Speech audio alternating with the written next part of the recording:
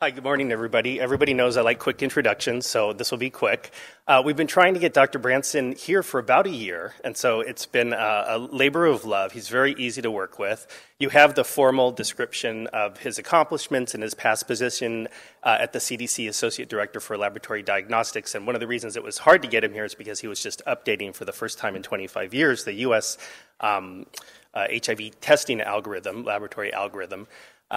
So one of the things we're really interested in is that he's retired from the CDC, so that lifts certain constraints, and so I'm really looking forward to his presentation.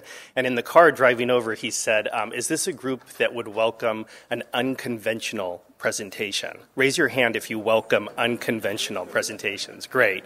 And so he's going to be talking later at UCLA with the UCLA Center for AIDS Research today on that new testing algorithm, and the title of his talk, Unconventionally, is Where's My Western Blot? But his presentation today is HIV and Hepatitis C is eradication within reach. So please welcome Dr. Bernie Branson.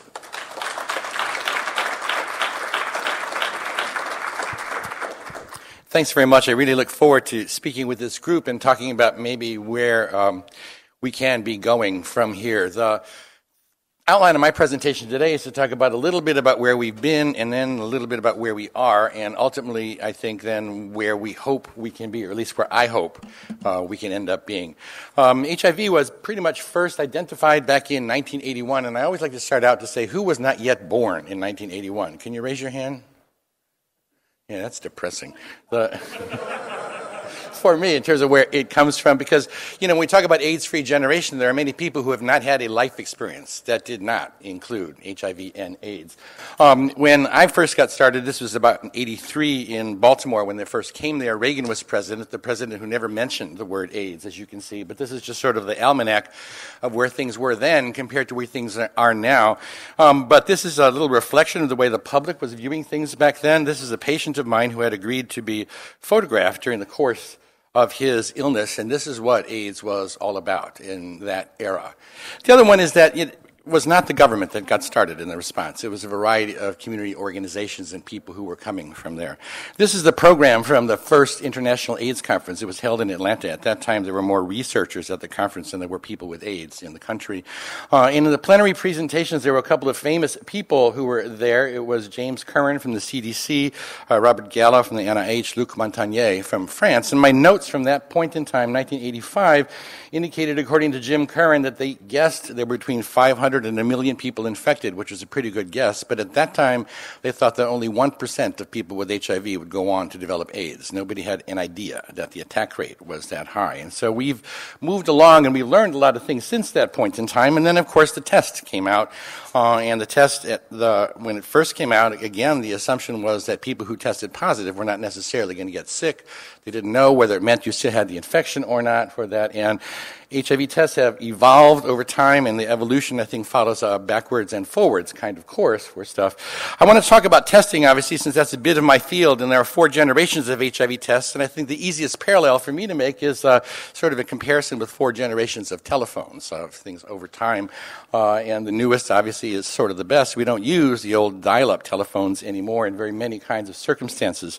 The first generation tests, which came out in 1985, were made of whole viral lysate, taking HIV and grinding it up and putting it in a test, and it only detected IgG antibody.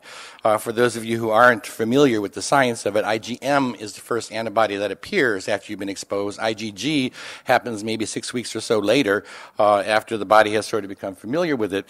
And importantly, the EIA, which was the original test, was a first-generation test, but the Western blot and the IFA, the things we use for confirmation, are also first-generation tests that only detect IgG antibodies.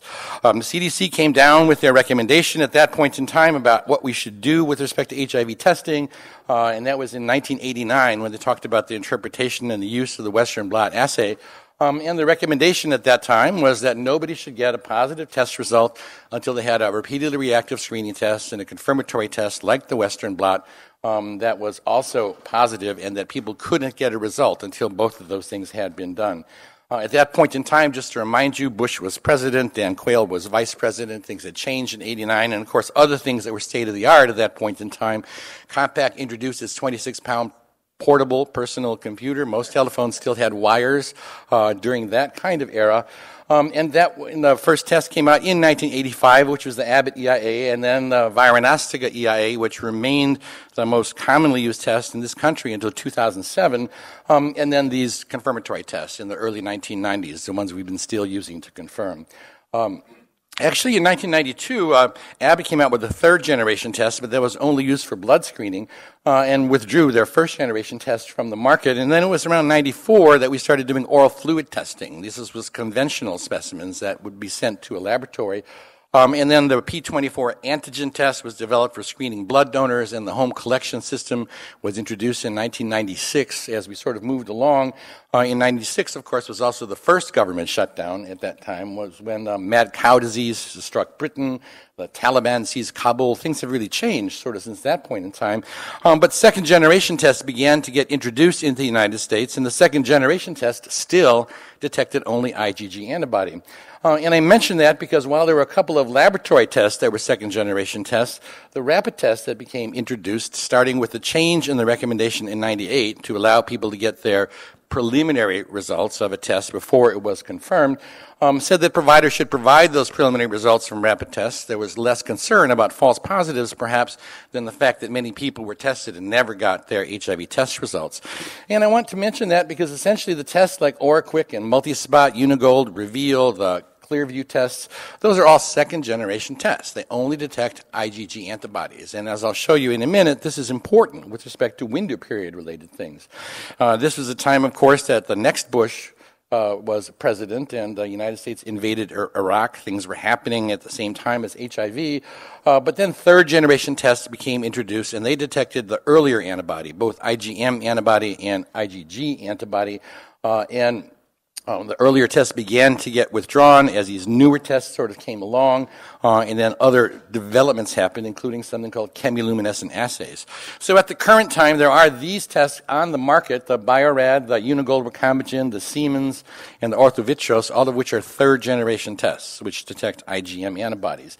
These big platforms on the bottom are important in terms of hospital screening because they are what are called multi-platform analyzers, and so hospitals and other big clinics that have these systems, it'll run 30 different kinds of assays, HIV, HCV, hepatitis B, and other things. You just basically put a specimen in there and ask for an HIV test, and it'll give you a test result in less than an hour. So we can now get rapid results from tests that aren't point-of-care rapid tests, and these are very important for hospital-based kind of screening. And finally, the most recent development in the United States was the introduction of the fourth-generation test. These are the ones that detect P24 antigen as well as HIV antibody. There are currently 3 of them available and FDA approved. 2 of them are laboratory tests, the Abbott and the Biorad. But there's also a rapid fourth-generation test, and this one basically has one place where it detects antibody and a different place where it detects antigen, and a different place where there's a control stripe. And this test can be done with whole blood or serum or plasma, and the company has applied for CLIA waivers, so it could potentially be used in a lot of non-clinical testing sites. And the difference really is going to end up being substantial with respect to that. The thing I'd sort of like to point out, though, is that as these other newer tests were improved, the other ones were withdrawn from the market, but our circumstance that we had until June of this year, basically, is that we were screening with third- and fourth-generation laboratory tests, or in community settings with second-generation rapid tests, but we were still doing confirmation with these first-generation confirmatory tests, like the Western blot and the EIA. I don't know if any of you see something wrong with this picture, but it certainly did not make a lot of sense to us in terms of what we were doing and what we were telling people about being infected. So the limitations of that old algorithm is that, number one, the antibody tests basically don't detect infection in about 10% of infected people who are at the highest risk of transmission. Those are the ones who have RNA but have not yet developed antibody. The Western blot is less sensitive than the other tests that we were using to screen people with it, and the Western blot also misclassified people who had HIV-2 infection. And I think that was not very well recognized, that folks who had HIV-2 would come out as positive for Western blot for HIV-1. And the problem with that is that the HIV-1 medications, like the protease inhibitors and some of the NNRTIs, don't work. against HIV-2. And so these people didn't get diagnosed until they got sick, despite the fact that they were taking treatment. So CDC did an analysis of all the tests that were available and FDA approved on the market. These are the uninterpretable results on seroconversion panels of individuals, about 27 specimens. In order to make sense of this whole thing, we basically drew a line across and said, when does each of these tests detect 50% of the specimens from seroconverters, and then compare them to see sort of how we were doing. We didn't know when these people got infected, but we did know when their Western blot turned positive, and so we compared all the tests to when they detected half of these specimens compared to when the Western blot detected half of the specimens. The Viranostica test, the one I told you that was most frequent, picked up infection about 2 days after the Western blot. And the reason this is important is that the package inserts of all the tests that we're using right now use this as the comparison. So when they say they're 100% sensitive, they're 100% sensitive compared to this relatively antiquated test. The rapid tests that have been used by a lot of community organizations, these are the CLIA waived rapid tests, the second generation ones, pick up infection between 1 and 5 days before the Western blot. There's a couple of laboratory-based ones and one that was recently CLIA waived, the INSTI test, that is about a week before the Western blot. The laboratory third generation tests, the ones that pick up IgM antibodies, pick up infection about 2 weeks before the Western blot turns positive. The fourth generation test about 3 weeks before the Western blot turns positive, and then RNA first shows up at around 26 days before the Western blot turns positive.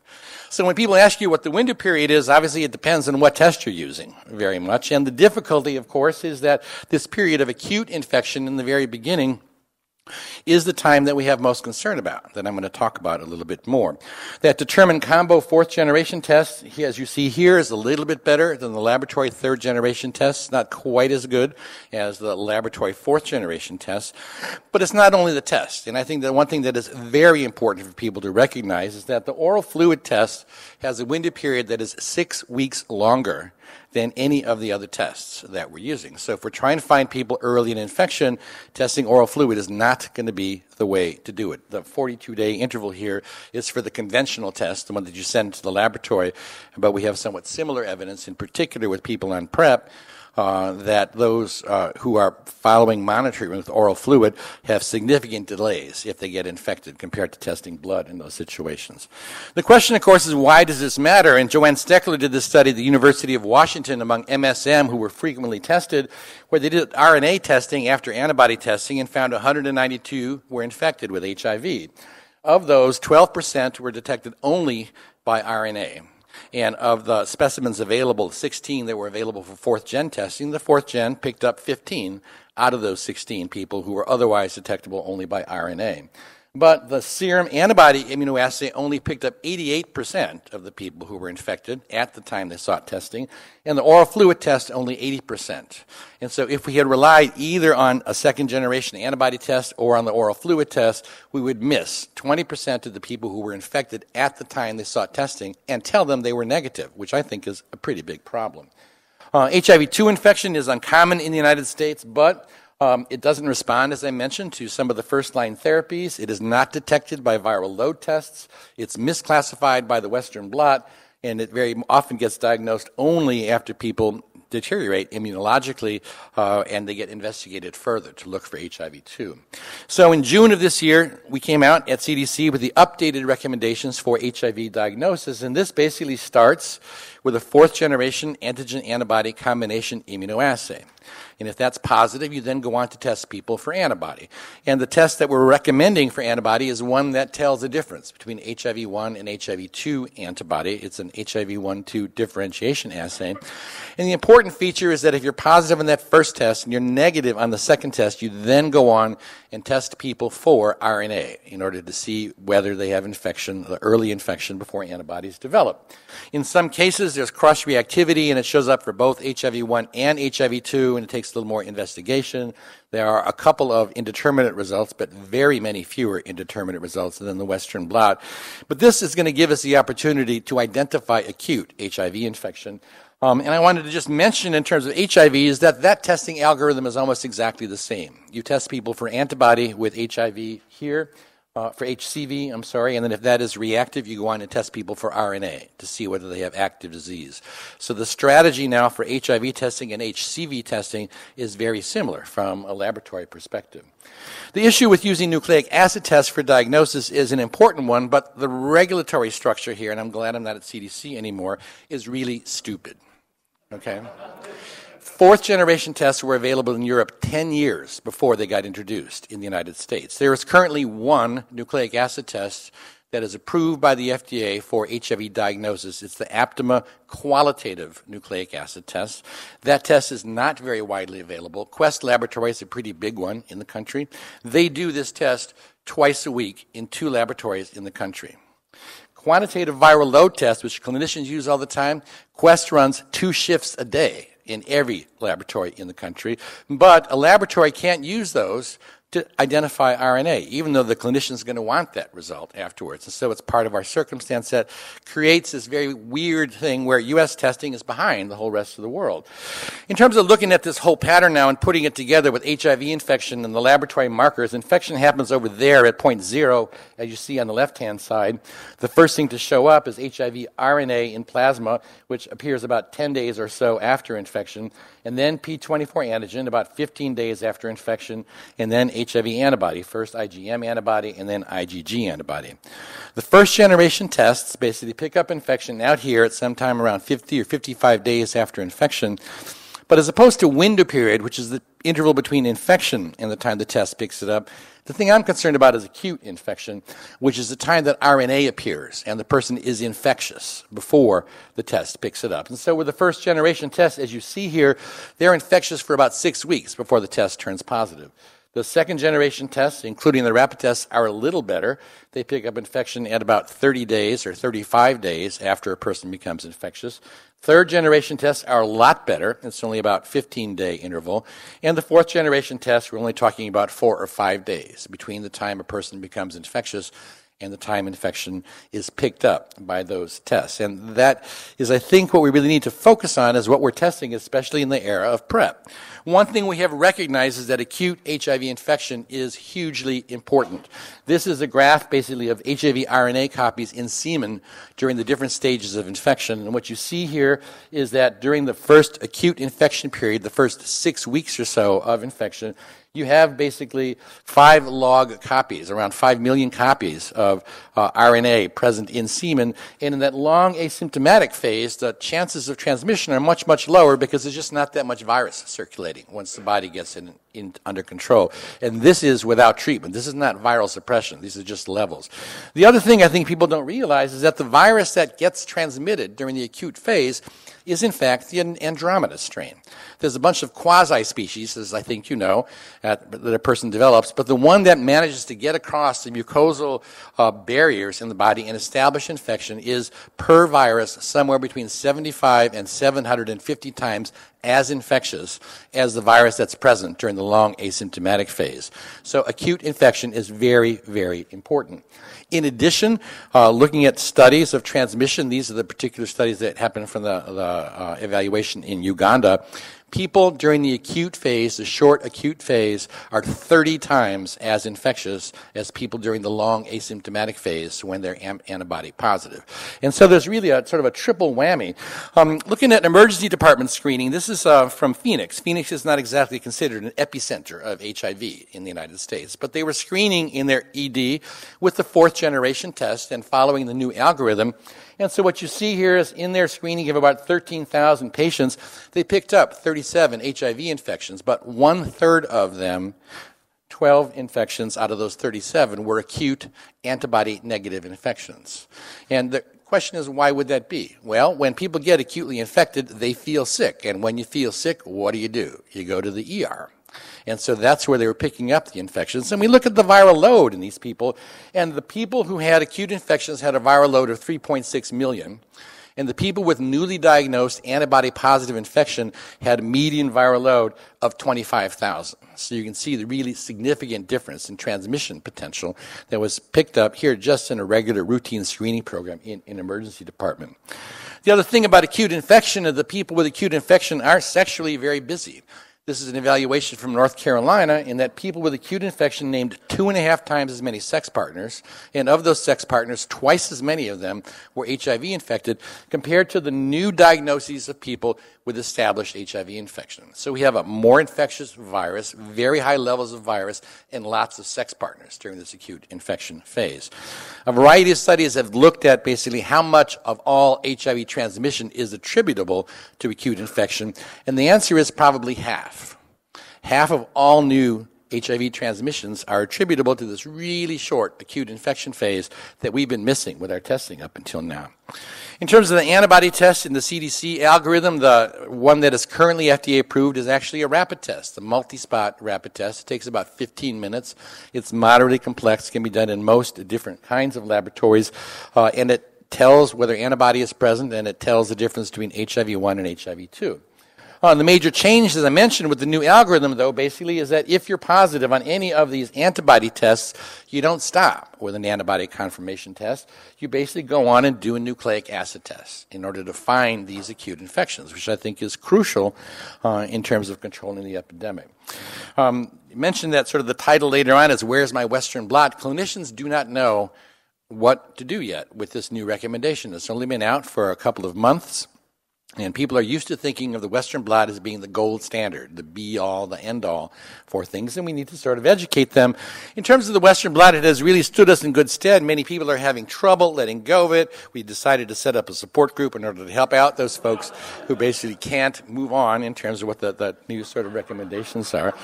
I wanted to mention, though, that now this was approved by the FDA October 24th, the Genius HIV-1/2 supplemental assay. This is for the second test in that algorithm. And basically, it's a cartridge that operates on what's called the dual path platform. Dual path platforms means you put the specimen on and it flows up in one direction, and then you put in the marker from a different place and it flows across in the other direction. This particular test, when you look at it, has basically bands for HIV-1, P31 and 160 and 24 and 41. It's also got bands for HIV-2. And it has a reader, which is, I think, really important for these tests that show up with little stripes on things. The reader, you put the cartridge in. There's no visual interpretation. It gives you a software-based interpretation that tells you whether it's HIV-1 or HIV-2 or negative. And the advantage of this test is that it can be done with whole blood or serum or plasma and takes 15 minutes. So that for people who are doing testing and we've been trying to figure out what to do with the preliminary positive result, we've got now something that will at least tell us who's antibody positive. And you see here, this is a positive on the right with all those stripes. The control is this one here on the left-hand side. But it's a 15-minute test, and again, the company is seeking CLIA waiver for this test, so it can be used in a variety of settings. We evaluated it at CDC, and I just wanted to give you an example of this is basically what the size is. You can't see it very well, but this is a mouse right here. So it's a pretty tiny little machine, very easy to set up. It's transportable. It connects with laboratory information systems through the computer. I've been trying to talk with the company to see if they'll transmit those results directly to surveillance so that we don't have this issue of, laboratory reporting. The other thing that's very interesting about this test is that they've developed an algorithm looking at the bands and how intense they are and the order in which they appear, and it looks like it does a pretty good job with this algorithm of telling whether someone has been infected in the last 6 months. So I don't know how many of you are familiar with what we do with syphilis, where we look at doing partner notifications for primary and secondary syphilis because it's the most infectious time period. We now have the ability with acute infection and with this test that will identify recent infection to focus our HIV partner notification efforts the same way on people who are most recently infected and most likely have been most infectious. So now to talk about sort of where we are currently with HIV in the country. There's about 1.1 million people who are infected. About 180,000, or between 16 and 18%, are unaware that they're infected. We really identified most people who have HIV, and there are about 47,000 new infections that occur annually in the country. I want to compare that now with HCV disease. In HCV, we're looking at somewhere around 3.2 million people in the United States who are infected, and 16,000 deaths a year occur as a result of HIV. And the best estimate basically is that about half of those people don't know that they're infected. We've been focusing, and this is the commission focus on HIV, but relatively speaking, HCV is a big issue. And I am advocating that we use our HIV infrastructure to also address HCV, because it has very, very many similarities. In terms of co-infection, the prevalence of co-infection varies by region, but it's estimated that about 25% of people with HIV are co-infected with HCV. It hastens the process, HIV does, of HCV liver disease, and liver disease is the second leading cause of death in people with HIV. These things go together. It's something that we need to sort of address. In terms of mortality, I think it's really, really interesting that in 2006, mortality attributed to HCV surpassed mortality attributed to HIV. More people die from HCV now each year in the country than die from HIV, and it's increasing. Because of the nature of what happens with HIV. This is the picture of HIV prevalence and incidence, so that you see in the red line, basically, because of all the advances we have in therapy, people are living longer, and we are having a larger number of people with HIV who are continuing to survive, thankfully, to old age. Incidence has stayed about the same lately, in the range of 50,000 cases a year. That's something we need to focus on bringing down. Looking at HCV is a very different picture. This is prevalence by age of people with HCV. And what you see is that people born between 45 and 65, that's where the bulk of HCV infection is. And the reason for that is HCV transmission was iatrogenic. We weren't testing the blood supply for HCV. It used to be called non-A, non-B hepatitis. You know, I'm old, and so I remember when doctors made house calls, and they would come to my house, and the doctor would want to give me an injection, and he would throw his glass syringe and his little needle in a pot of water on the stove in my mother's kitchen before he gave me a shot. That was not enough to deactivate HCV. And so since I was born between 45 and 65, I'm in this group here where the high prevalence of HCV is. It's really sort of a change in a very different epidemiology than HIV.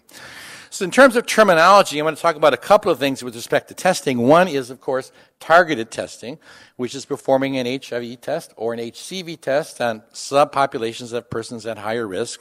It's been our orientation for a long time with HIV testing. And then there's this concept of screening, which is performing a test on all people in a defined population. And we need both of these approaches in order to get both HIV under control and HCV under control. In terms of routine screening, which we recommended starting in 2006 for HIV, the criterion that you use to justify routine screening is, number one, it's a serious health disorder that can be detected before symptoms develop. Treatment is more beneficial when it's begun before symptoms develop. There has to be a reliable, inexpensive screening test. The cost of screening has to be reasonable in relation to the anticipated benefits. And critically, treatment has to be accessible if we're going to end up doing screening. You don't screen for something that you can't do anything about. So the crucial issue here in both HIV and HCV from where we're at is that treatment is more beneficial when begun before symptoms develop. You don't wait till people get sick with HIV. You don't wait until people get cirrhosis with HCV, because treatment makes a bigger difference much earlier on. In terms of HCV, the risk-based strategies, just like HIV, have had very limited effectiveness. Previously, CDC recommended that you screen injection drug users, people who had a transfusion before 1992 when they started testing the blood supply. Many clinicians are not aware of these HCV screening guidelines. Many clinicians may be reluctant to talk with people about HCV risks, just like they are with HIV risks. And many people who have HIV don't know that they had some kind of risk exposure, so they wouldn't get tested if we didn't do screening. So in 2006, as I mentioned, CDC recommended screening people routinely for HIV in all healthcare settings. And in 2012, CDC recommended testing everybody born between 1945 and 1965 for HCV because of what their risk is. So we're talking about doing routine screening for both of these viruses in slightly different populations, but in the healthcare setting, because that's where people go, and that's where we're going to end up finding them. The Preventive Services Task Force finally in 2013 gave a grade A recommendation to screening all pregnant women and all persons at increased risk, and for screening people born between people who are 15 to 65 years of age for HIV. In 2013, they gave a grade B recommendation for screening people for HCV, and including people born between 45 and 65. I think all of you are aware how important this is, because under the Affordable Care Act, anything with a grade A or grade B recommendation is covered or should be covered by health insurance with no copay for people. Now that these both have these recommendations from the task force, we can screen for these and have it paid for by insurance. I just want to make a parallel because everybody's used to screening for cervical cancer, right? Doing, pap smears, that kind of thing. The doctor does it once a year for women. And we look at basically the annual new cases of cervical cancer that we're trying to avert, about 11,000 with 4,000 deaths, compared to HIV when there's 50,000 cases and 15,000 deaths. For me, it's really tough in talking to clinicians because they do pap smears without giving it a second thought, but they say, why should I screen for HIV? Well, I think this is why. We can prevent 4 times as much disease and a lot of mortality, and it's a very similar situation with HCV. Screening works. The success that we have had, this is the example of what's happened essentially with vertical transmission, mother-to-child transmission. We started basically screening for people back here in around 1996, and the number of annual cases went from about 1,000 down to 20 as a result of doing this screening and kinds of intervention. The screening the blood supply has virtually eliminated HIV as a result of transfusion. We now have to work on injection and sexual transmission from the same kind of perspective. In terms of HCV, I wanted to talk about what the future morbidity and mortality is, because while HIV is going down, HCV is going up. Looking at the health outcomes, at least modeled on this, basically it's anticipated that somewhere around 900,000 people will die from HCV-related complications if we don't treat them.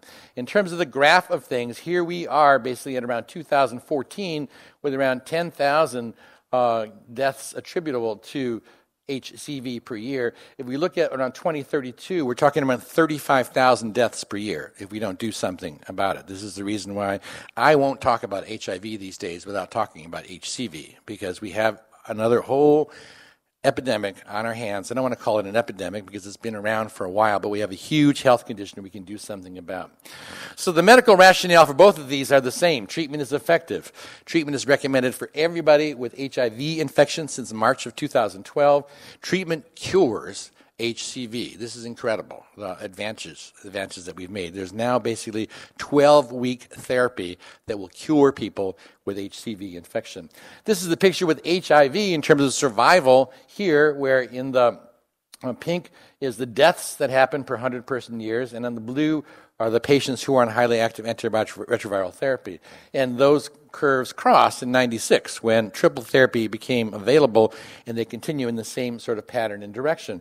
Looking at the per person survival gains with HIV compared to things like chemotherapy or coronary artery disease treatment and stuff like that, we're looking at this phenomenal advantage that we give to people by treating their HIV in terms of life expectancy. In terms of HCV infection, cures called sustained virologic response, which means you don't have any virus around anymore. And sustained virologic response from currently available therapy is associated with a 70% reduction in liver cancer and a 50% reduction in all-cause mortality in people who get treated and get to sustained virologic response. In terms of HCV therapy, this is a very new thing. Since 96, we've been pretty comfortable with HIV therapy. The stuff here with all oral regimens, these short course regimens, has only become available in 2014, where we can cure more than 90% of people with HCV. That's very different than HIV. It's something that's recent. It's word that has not yet really quite gotten out. The next big issue for this is the potential effect on transmission. There's behavior changes. People who find out they're infected with HIV basically have a 68% reduction in their unprotected anal or vaginal intercourse with HIV uninfected people just from finding out they have HIV infection. They don't want to infect somebody else. But more importantly, we've learned that antiretroviral therapy can stop transmission. This is a randomized controlled trial that came out, as you see here, in the New England Journal. It was in Science Magazine, the breakthrough of the year in 2011. Science Magazine only gives one award for breakthrough of the year, and this demonstration that treatment prevents HIV transmission was considered hugely important. This was the HPTN 052 study where they recruited discordant couples and followed them, those who were on therapy and those who got delayed therapy. There were 39 total transmissions here. 28 of them were linked transmissions, which means it was the same genotype in the person who had the infection and the person who acquired the infection. And basically there was a 96% reduction in people who received therapy. The thing I do want to focus on, though, are these 11 unlinked transmission, which is that in these discordant partnerships, some of the negative people got infected by somebody who wasn't their partner. And the reason I think we're talking about not only treatment, we're talking about PrEP, is that people who have exposures to HIV don't necessarily get it from their primary partner, and we have to look at ways to both treat the person who's infected to reduce their infectiousness and treat the person who's uninfected to reduce their susceptibility. So viral suppression as prevention. I heard you sort of talking about it. I'm the co-chair of HPTN 065, which is the test linked to care plus treat protocol, which is the one trying to see whether we can actually put this into practice to test people, link them to care, get them to stay in care, make sure they get on antiretroviral therapy, and make sure they adhere to the therapy for viral suppression. Everybody, I think, has seen these cascades, sort of what happens, where maybe 80% of people are aware that they're HIV infected, 62% of them get linked to care. Unfortunately, only 40% stay in care. This is the big fall-off here between first getting identified and staying in care. And ultimately, about 28% is estimated are virally suppressed in this country. That's not good enough to bring the infection under control. That's not good enough for eradication. HCV is much worse. Basically, only 50% of people with HCV know they have HCV. 38% of them end up in care. 31% of them have an RNA test. 18% of them get treated, and only 14% of them have actually got sustained virologic response. Remember, this is not lifelong therapy. This is 12 weeks and over that you're cured. We have a lot more progress that we can make with HCV. The other issue for me, this is the cover of The Economist 3 weeks ago about the gay divide. What we are talking about with respect to a lot of the problems with HIV is very, very limited to specific populations. This is the pattern of incidence of HIV in the country, and what you see is that among MSM, incidence is going up. Among heterosexuals, among injection drug users, incidence is going down. We have a divide. We have two different patterns. We have people we need to focus on. In terms of estimated new infections, I'm sorry that this is such a lousy slide to see, but basically in this light blue are people aged 13 to 24. These are young people, and the largest number of new infections is happening among black people, black men aged 13 to 24. Looking at the incidence in young MSM, 13 to 24 in a different way, what you see is basically every year, 2007, 8, 2009, 2010, the incidence is going up in people aged 13 to 24. These are people who are getting HIV before they even know what they have to worry about. You know, I'm talking about we need to start young if we're going to be focusing on doing this kind of prevention. Hepatitis C is a different picture. Hepatitis C was actually really bad, as I mentioned, before we started screening the blood supply. When we started doing surrogate testing of blood donors, we had a big decline in transfusion recipients. And then we came up with the anti-HCV tests that were widely applied to both the blood supply and to other circumstances, and we saw big declines in HCV infection among persons who inject drugs. So we're not talking about new cases of HCV here like we are with HIV. We're talking about old cases that we sort of have to deal with. Among MSM, looking for acute HIV infections, these are from several different studies. Essentially, almost all the acute infection that we detect in MSM. So that in the study I showed you in Seattle, 20% of all the HIV infections that were present at the time people saw testing were acute infections. This is in Los Angeles, where CDC did its acute HIV infection study. There were basically 5 STD clinics and LAGLC that participated, and 74% of all the acute infection cases came from that one clinic for men who have sex with men. New York City STD clinics is the same thing. 10% of all HIV infections detected were acute infections. 94% of them were among MSM. So we have to clearly focus our efforts in that direction. And this is, you know, the way we need to go in terms of preventing acute infection.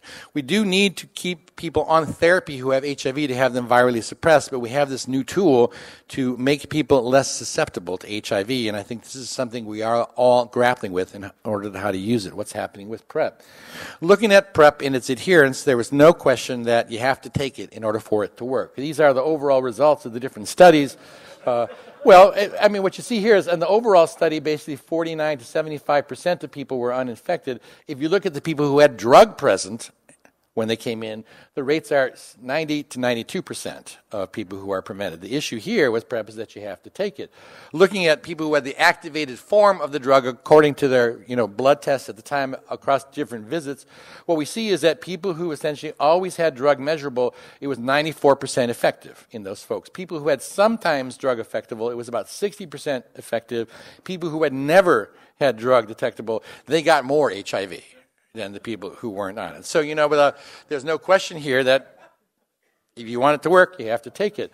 Looking at the clinical practice guideline from CDC, which was issued just in 2014, in March of this year, they tell you what you have to do is review.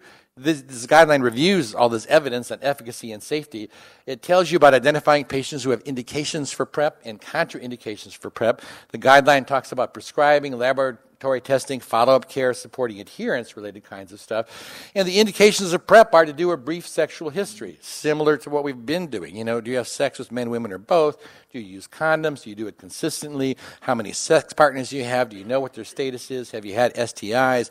Do you use drugs? When's your most recent kind of exposure?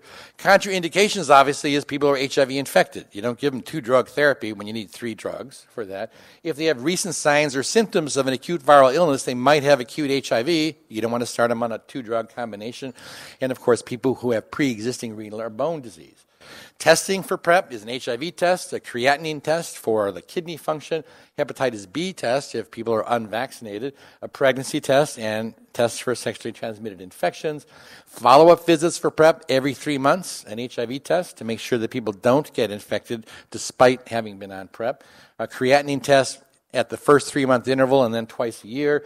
Pregnancy tests, STI tests, and then assessing medication adherence and HIV risk and protective behaviors so that we see exactly what people are doing. This is evidence from community settings about PrEP works if you take it. These were in 4 cities, Miami, D.C., and San Francisco, overall. And what we see is that in different places, people had different levels of motivation. The lowest in Miami, only 50% of people had blood levels at the time they came in, even though they were supposed to be on PrEP, compared to San Francisco, where 92% of people had PrEP in their bloodstream when it came in.